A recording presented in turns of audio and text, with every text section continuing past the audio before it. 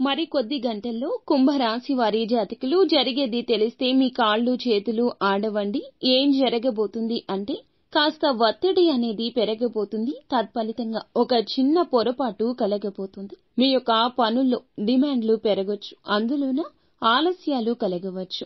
కొత్త కొత్త ఆదేశాలు పొందే అవకాశం మీ వృత్తుల్లో కనిపిస్తుంది. ముఖ్యంగా ఇంతకాలంగా విరమించుకున్న ప్రాజెక్టులు మళ్లీ మీకే కేటాయించే అవకాశం ఉంటుంది.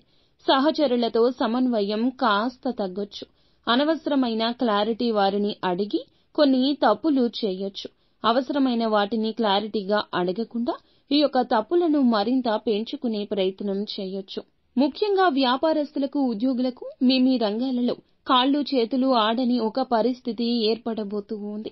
ఒక చిన్న ఆర్డర్ మిస్ అవ్వడం లేదా పై అధికారులు చెప్పిన ఒక పనిని మీరు మరచిపోవడం, అందువల్ల మీరు చేసే ఆ యొక్క సంస్థల్లో మిమ్మల్ని తీసివేసే ప్రయత్నం, మీకు నష్టం వాటిల్లే అవకాశం ఉంది. కావున అప్రమత్తంగా ఉండండి. ప్రశాంతంగా ఉండండి. ఏది జరిగినా మన మంచికే. పరమశివుణ్ణి నిత్యము కూడా జపిస్తూ అనుసరిస్తూ ఉండండి. అంతా మంచి జరుగుతుంది. ఇంకా ఇతరత్ర ఎటువంటి సందేహాలు సమస్యలు ఉన్నా మా గురువు గారిని ఒక్కసారి సంప్రదించండి. అంతా మంచి జరుగుతుంది.